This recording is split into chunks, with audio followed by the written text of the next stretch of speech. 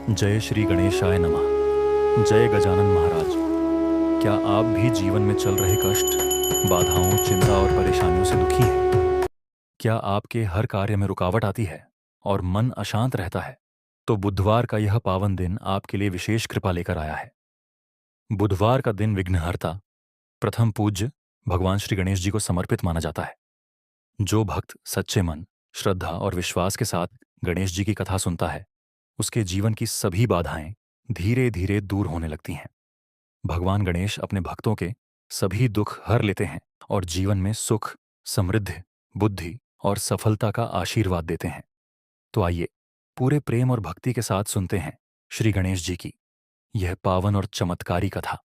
और यदि आप भी सच्चे गणेश भक्त हैं तो वीडियो को लाइक करें, चैनल को सब्सक्राइब करें और कमेंट में लिखें जय श्री गणेश। गणपति बप्पा मोरया। श्री गणेश। जीवर्थ कथा लंबी जब तक न कही कथा बैंड मट करना बहुत प्राचीन काल की बात है। कथा कोई और नहीं, स्वयं भगवान गणेश की कथा है।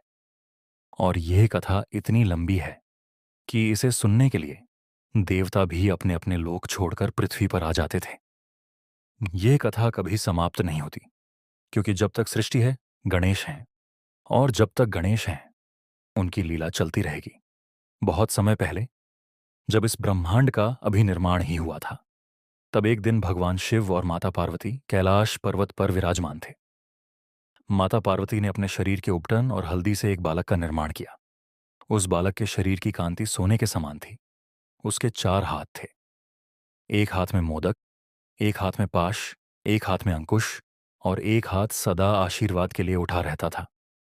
उसका वाहन एक छोटा सा मूषक था, जो बालक की तरह चंचल और बुद्धिमान था। माता पार्वती ने उस बालक को देखा तो उनका हृदय प्रेम से भर गया। उन्होंने कहा, तुम मेरे पुत्र हो, तुम्हारा नाम गणेश होगा, तुम गणों के ईश हो, सभी देवताओं से पहले तुम्हारी पूजा होगी, कोई भी कार्य तुम्हारे नाम बिना सिद्ध नहीं होगा। बालक गणेश ने माता की ओर देखा। उनकी आंखों में इतनी गहराई थी कि माता पार्वती भी विस्मित हो गईं। उन्होंने सोचा, यह बालक साधारण नहीं है, ये कोई अवतार है। उसी समय भगवान शिव वहां आए। वे अपने त्रिशूल पर विराजमान थे। नंदी उनके पीछे चल रहा था। भगवान शिव ने बालक को देखा। वे पहले तो मुस्कुराए, फिर उनके मुख पर एक गहरी अभिव्यक्ति आई। उन्होंने अपना त्रिनेत्र खोला। तीसरी आंख से एक ज्योति निकली। वह ज्योति बालक के चारों ओर घूमी और वापस शिव के नेत्र में समा गई। माता पार्वती ने पूछा, प्रभु, आपने क्या देखा? भगवान शिव ने कहा, पार्वती, यह बालक केवल तुम्हारा पुत्र नहीं है, यह वह ब्रह्म है जिसने स्वयं को बालक के रूप में सीमित कर लिया है। इसके भीतर अनंत ब्रह्मांड बसते हैं। इसके एक दांत में सारा भूतकाल है, दूसरे दांत में सारा भविष्य। इसके सूंड में सारी वाणी है, इसके कानों में सारे मंत्र। तब भगवान शिव ने बालक गणेश को अपनी गोद में उठा लिया। बालक ने शिव की जटाओं को पकड़ा और हंसने लगा। उसकी हंसी से तीनों लोग गूंज उठे। देवता आकाश से फूल बरसाने लगे, गंधर्व गाने लगे, अप्सराएं क्रेऊन नाचने लगीं। लेकिन उसी समय पाताल लोक में एक दैत्य था। उसका नाम था गजासुर। वह हाथी के रूप में था। उसका शरीर इतना विशाल था कि उसकी पीठ पर 10 हाथी आराम से खड़े हो सकते थे। उसने तपस्या की थी, कठोर तपस्या। हजारों वर्षों तक वह एक पैर पर खड़ा रहा, फिर दूसरे पैर पर, फिर सिर के बल। उसके शरीर से इतनी ऊर्जा निकली कि पाताल गर्म हो गया, समुद्र उबलने लगे, पृथ्वी कांपने लगी। भगवान ब्रह्मा प्रकट हुए। उन्होंने कहा, गजासुर, वरदान मांगो। गजासुर ने कहा, ब्रह्मा जी, मुझे अमृतत्व चाहिए, कोई भी मुझे न मार सके। ब्रह्मा ने कहा, अमृतत्व नहीं दे सकता, यह सृष्टि के नियम के विरुद्ध है, कुछ और मांगो। गजासुर ने सोचा, फिर बोला, तो फिर यह वरदान दो कि कोई भी देवता, मनुष्य, राक्षस, यक्ष, गंधर्व, किन्नर, नाग, कोई भी मुझे न मार सके। केवल एक शर्त रखूं, यदि कोई ऐसा प्राणी आए जो न तो देवता हो, न मनुष्य, न राक्षस, न यक्ष, न गंधर्व, न किन्नर, न नाग, ऐसा प्राणी जो किसी भी जाति में न आता हो, वही मुझे मार सके।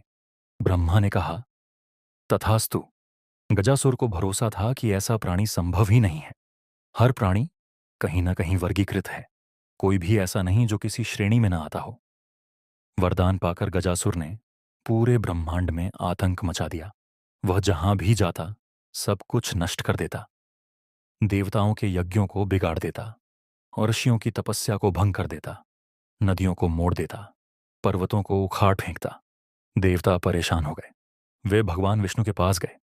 विष्णु ने कहा, मैं उसे नहीं मार सकता, मैं देवता हूं, मैं श्रेणी में आता हूं। वे भगवान शिव के पास गए। शिव ने कहा, मैं भी देवता हूं, मैं भी नहीं मार सकता। वे ब्रह्मा के पास गए। ब्रह्मा ने कहा, मैं तो वरदान देने वाला हूं, वरदान तोड़ना मेरे लिए संभव नहीं। सभी निराश हो गए। तब देवताओं ने माता पार्वती की स्तुति की। माता पार्वती प्रकट हुई। उन्होंने कहा, तुम चिंता मत करो, मेरा पुत्र है। वह न तो देवता है, न मनुष्य, न राक्षस, न यक्ष, न गंधर्व, न किन्नर, न नाग, न वह गणपति है। वह सभी गणों का ईश है। वह किसी भी श्रेणी में नहीं आता, क्योंकि सारी श्रेणियां उसी से निकली हैं। वही गजासुर का वध करेगा। उसी समय कैलाश पर्वत पर बालक गणेश माता पार्वती की गोद में खेल रहे थे। माता ने उनसे कहा, पुत्र, पाताल में एक दैत्य है, उसने देवताओं को परेशान कर रखा है, क्या तुम जाओगे? बालक गणेश ने माता की ओर देखा। उन्होंने अपनी सूंड उठाई। सूंड से उन्होंने एक आकार का चिन्ह बनाया। उस चिन्ह से एक विशाल अग्नि निकली। वह अग्नि सीधे पाताल में जा पहुंची। गजासुर ने उस अग्नि को देखा। वह घबराया नहीं। उसने अपनी सूंड से वह अग्नि पी ली। फिर वह ऊपर की ओर देखने लगा। उसे लगा कि कोई देवता उसे चुनौती दे रहा है। तब बालक गणेश ने अपना लघु रूप बनाया। वह इतने छोटे हो गए कि दिखाई नहीं देते थे। वे हवा में उड़ते हुए पाताल पहुंचे। गजासुर ने किसी को नहीं देखा, लेकिन उसे एक झनझनाहट महसूस हुई। उसने इधर उधर देखा, कुछ नहीं था। गणेश जी गजासुर के कान में घुस गए। वहां बैठकर उन्होंने गजासुर के अंदर से आवाज दी, सुन गजासुर, मैं तेरे भीतर हूं, अब तू मुझसे बच नहीं सकता। गजासुर चिल्लाया। उसने अपनी सूंड अपने कान में डालने की कोशिश की, लेकिन सूंड कान में नहीं घुसी। उसने अपने ही सिर को पत्थरों पर पटका। गणेश जी हंसे। उनकी हंसी गजासुर के भीतर से गूंजी। गणेश जी ने कहा, तूने वरदान मांगा था कि कोई देवता, मनुष्य, राक्षस, यक्ष, गंधर्व, किन्नर, नाग तुझे न मारे। मैं इनमें से कोई नहीं हूं। मैं गणपति हूं। मैं वह हूं जो सबसे पहले पूजा जाता है। मैं वह हूं जो सबसे बाद में समझा जाता है। मैं वह हूं जिसके बिना कोई कार्य सिद्ध नहीं होता। और अब मैं तुझे मारूंगा। गजासुर ने कहा, तू तो बालक है, मैं विशाल हाथी हूं, तू मुझे कैसे मारेगा? गणेश जी ने अपना विशाल रूप धारण किया। अब वह गजासुर से भी 10 गुना बड़े हो गए। उनका एक पैर पाताल में था, दूसरा स्वर्ग में। उनकी सूंड से सप्त समुद्रों का जल टपक रहा था। उनके एक दांत से चंद्रमा की चांदनी निकल रही थी, दूसरे दांत से सूर्य की किरणें। गजासुर ने यह रूप देखा। उसके पैर उखड़ गए। वह गिर पड़ा। गणेश जी ने अपनी सूंड उठाई। सूंड में उन्होंने गजासुर को लपेट लिया। फिर उन्होंने सूंड को इतना जोर से दबाया कि गजासुर की हड्डियां चटकने लगीं। गजासुर चिल्लाया। उसकी चीख से पाताल के सातों खंड हिल गए। गजासुर ने कहा, मुझे मत मारो, मैं तुम्हें कुछ दूंगा। मैं अपना यह सारा बल तुम्हें दे दूंगा। गणेश जी ने कहा, मुझे तेरे बल की आवश्यकता नहीं। मेरे पास स्वयं का बल है जो अनंत है। लेकिन हां, एक चीज है जो मैं तुझसे लूंगा। क्या? गजासुर ने पूछा। तेरे दांत। गणेश जी ने अपने हाथ में अंकुश उठाया। उस अंकुश से उन्होंने गजासुर के दोनों दांत तोड़ लिए। गजासुर दर्द से कराहने लगा, लेकिन गणेश जी ने उन दांतों में से एक को अपने मुंह में लगा लिया। तब से वे एक दंत कहलाए। दूसरे दांत को उन्होंने आकाश में फेंक दिया। वह दांत आकाश में घूमा घूमा और एक तारा बन गया। आज भी रात के आकाश में वह तारा चमकता है। लोग उसे गणेश का दांत कहते हैं। गजासुर मर गया, लेकिन मरते समय उसने कहा, गणपति, मुझे एक वरदान दो। मेरा सिर किसी ऐसे स्थान पर रखा जाए जहां हमेशा तुम्हारी पूजा हो। गणेश जी ने कहा, तथास्तु। तेरा सिर हर उस मंदिर के द्वार पर रखा जाएगा जहां मेरी प्रतिष्ठा होगी। तू वह द्वारपाल होगा। तू सबसे पहले मेरे दर्शन करेगा। तू सबसे पहले मेरी पूजा का भोग ग्रहण करेगा। गजासुर का सिर मंदिरों के द्वार पर स्थापित किया गया। आज भी कोई भी गणेश मंदिर में प्रवेश करता है तो सबसे पहले उसे गजासुर का सिर दिखता है। वह सिर हाथी का है, लेकिन उसमें भक्ति है। वह सिर चेतना से भरा है। कहते हैं कि गजासुर अभी भी उन सिरों में जीवित है और जो भी भक्त सच्चे मन से गणेश जी की पूजा करता है, गजासुर उसकी सारी बाधाओं को अपनी सूंड से हटा देता है। यह तो गणेश जी की एक लीला थी। उनकी अनंत लीलाएं हैं। एक और लीला सुनो। बहुत समय बाद जब पृथ्वी पर कई ऋषि मुनि हुए, तो एक ऋषि थे, वेदव्यास। उन्होंने महाभारत की रचना की, लेकिन महाभारत लिखने के बाद भी वे अधूरे थे। उन्हें लगता था कि मानव जाति के लिए एक ऐसा ग्रंथ होना चाहिए जिसे पढ़ने से सब कुछ मिल जाए, धर्म, अर्थ, काम, मोक्ष। उन्होंने ब्रह्मा जी की तपस्या की। ब्रह्मा जी प्रकट हुए। वेदव्यास ने कहा, प्रभु, मैं ऐसा ग्रंथ लिखना चाहता हूं जो सबसे सरल हो, फिर भी सबसे गहरा हो। ब्रह्मा जी ने कहा, व्यास, ऐसा ग्रंथ कोई और नहीं, स्वयं भगवान गणेश लिख सकते हैं। उनके पास सारी विद्या है, उनके पास सारी बुद्धि है, उनके पास सारी कला है। उनसे प्रार्थना करो। वेदव्यास ने गणेश जी की प्रार्थना की। गणेश जी प्रकट हुए। उन्होंने कहा, व्यास, मैं तुम्हारा ग्रंथ लिख दूंगा, लेकिन एक शर्त पर। मैं बिना रुके लिखूंगा। मेरी कलम एक क्षण के लिए भी नहीं रुकेगी और तुम बिना रुके बोलते जाओगे। वेदव्यास ने कहा, प्रभु, यह कठिन है, लेकिन मैं प्रयत्न करूंगा। गणेश जी ने अपनी कलम उठाई। वेदव्यास ने महाभारत का पहला श्लोक बोला। गणेश जी ने लिखना शुरू किया।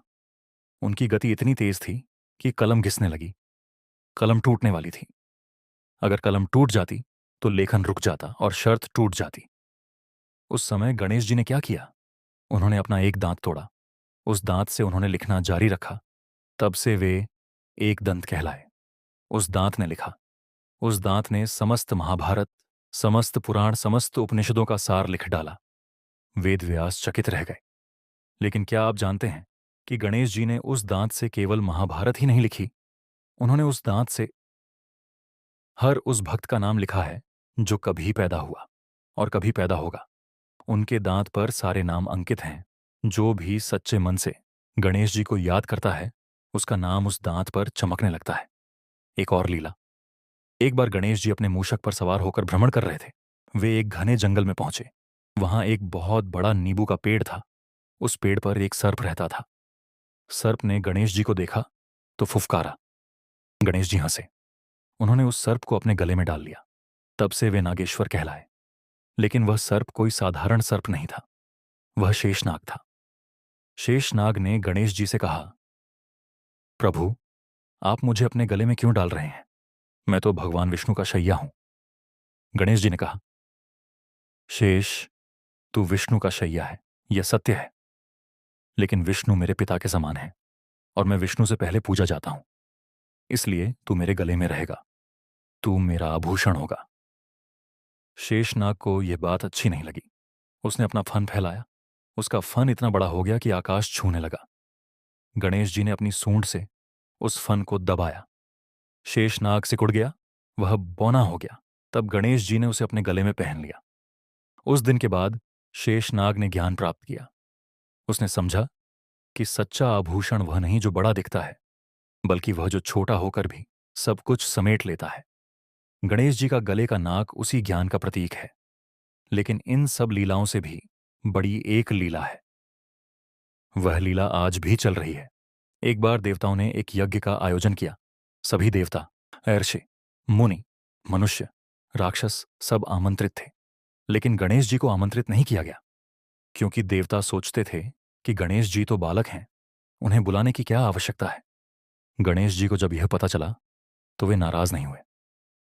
वे मुस्कुराए। उन्होंने अपनी सूंड उठाई। सूंड से उन्होंने एक सीटी बजाई। उस सीटी की ध्वनि में सारे मंत्र समा गए। सारे यज्ञ सारहीन हो गए। देवता यज्ञ कर रहे थे, लेकिन अग्नि में कोई आहुति स्वीकार नहीं हो रही थी। कोई देवता प्रकट नहीं हो रहा था। सब व्यर्थ हो रहा था। देवता घबरा गए। वे ब्रह्मा जी के पास गए। ब्रह्मा जी ने कहा, तुमने सबसे पहले पूजनीय को भुला दिया। उनका नाम है गणपति। उन्हें प्रसन्न करो। देवता गणेश जी के पास आए। उन्होंने क्षमा मांगी। गणेश जी ने कहा, मुझे क्षमा करने की आवश्यकता नहीं। मैं कभी क्रोधित नहीं होता। लेकिन अब तुम जान गए कि मेरे बिना कोई कार्य सिद्ध नहीं होता। इसलिए आज से सबसे पहले मेरी पूजा करना, सबसे पहले मेरा नाम लेना। तब से सभी शुभ कार्यों में सबसे पहले गणेश जी का स्मरण किया जाता है। कोई विवाह हो, कोई यज्ञ हो, कोई व्रत हो, कोई यात्रा हो, पहला नमन गणेश जी को। मैं आगे और बताता हूं। गणेश जी का एक और नाम है विघ्नहर्ता। वे सारे विघ्न हटाते हैं, लेकिन एक विघ्न है जिसे वे खुद नहीं हटा सकते। वह विघ्न क्या है? वह है भक्त का अहंकार। जब भक्त सोचता है कि मैंने गणेश जी को प्रसन्न कर लिया, तब गणेश जी मुस्कुराते हैं और कहते हैं, अभी नहीं, अभी तो तुमने मुझे बस देखा है। मुझे पाने के लिए और गहराई में जाना होगा। कितनी गहराई में? उतनी गहराई में जितना कि समुद्र है, उससे भी गहरा। क्योंकि गणेश जी का रूप समुद्र से भी गहरा है। उनकी सूंड में सातों समुद्र समा सकते हैं। उनके उदर में सारा ब्रह्मांड समाता है। एक बार भगवान शिव ने गणेश जी के उदर को देखा तो उन्होंने देखा कि वहां सूर्य, चंद्रमा, तारे, ग्रह, नक्षत्र सब कुछ था। यहां तक कि शिव स्वयं भी वहां थे, पार्वती भी वहां थी, विष्णु भी वहां थे। गणेश जी के उदर के अंदर एक पूरा ब्रह्मांड है और उस ब्रह्मांड के अंदर एक और गणेश है और उनके उदर के अंदर एक और ब्रह्मांड। ये सिलसिला अनंत काल से चल रहा है। एक बार एक ऋषि ने गणेश जी से पूछा, प्रभु, आपके उदर में इतना सब कुछ कैसे समाता है? गणेश जी ने कहा, ऋषि, तुम एक मिट्टी का बर्तन लाओ, उसमें पानी भरो, फिर उस बर्तन में एक और बर्तन रखो, उसमें फिर पानी भरो। ये तुम कर सकते हो? ऋषि ने कहा, हाँ, कर सकता हूं, लेकिन अनंत बर्तन एक दूसरे के अंदर कैसे? गणेश जी मुस्कुराए। उन्होंने ऋषि को अपनी सूंड में बिठा लिया। ऋषि ने देखा, वह गणेश जी की सूंड के अंदर एक अनंत रास्ते पर चल रहा था। वह रास्ता उसे उसी ब्रह्मांड के एक और कोने में ले गया जहां वह पहले था। फिर वह रास्ता उसे एक और ब्रह्मांड में ले गया, फिर एक और। ऋषि भटक गया, वह रास्ता भूल गया। वह चिल्लाया, प्रभु, मुझे बाहर निकालो। गणेश जी ने अपनी सूंड खोल दी। ऋषि बाहर आ गया। उसके बाल सफेद हो गए थे, उसकी दाढ़ी बढ़ गई थी। उसे लगा कि हजारों वर्ष बीत गए, लेकिन वास्तव में केवल एक क्षण बीता था। ऋषि ने कहा, प्रभु, अब मैं समझ गया। आपका उदर अनंत है क्योंकि आप स्वयं अनंत हैं। आपका कोई अंत नहीं, आपका कोई बाहर नहीं। आप सब कुछ हैं और सब कुछ आपके अंदर है। गणेश जी ने कहा, अब तुमने जान लिया, इसलिए अब तुम मुझ में विलीन हो सकते हो। ऋषि ने कहा, नहीं प्रभु, मैं अभी विलीन नहीं होना चाहता। मैं और कथाएं सुनना चाहता हूं। आपकी कथाएं कभी समाप्त नहीं होती। जब तक आप हैं, आपकी कथाएं भी हैं और आप सदा हैं, इसलिए मैं सदा सुनता रहूंगा। गणेश जी हंसे। उनकी हंसी आज भी चल रही है। वह हंसी उन सबके लिए है जो इस कथा को सुन रहे हैं। वह हंसी कभी समाप्त नहीं होगी और यह कथा कभी समाप्त नहीं होगी। अभी तो बस शुरुआत है। अभी और भी बहुत कुछ है। एक और लीला है जब गणेश जी ने कुबेर का अहंकार चूर किया। एक और लीला है जब गणेश जी ने पार्वती माता को भक्ति का रहस्य समझाया। एक और लीला है जब गणेश जी ने कार्तिकेय के साथ प्रतिस्पर्धा की और तीनों लोगों का चक्कर लगाया बिना हिले डुले। एक और लीला है जब गणेश जी ने चंद्रदेव को श्राप दिया कि वह क्षय होगा। एक और लीला है जब गणेश जी ने तुलसी देवी को वरदान दिया। एक और लीला है जब गणेश जी ने अपने मूषक से समुद्र को पार कराया। एक और लीला है जब गणेश जी ने अपने एक दांत से सारे ब्रह्मांड का भार संभाला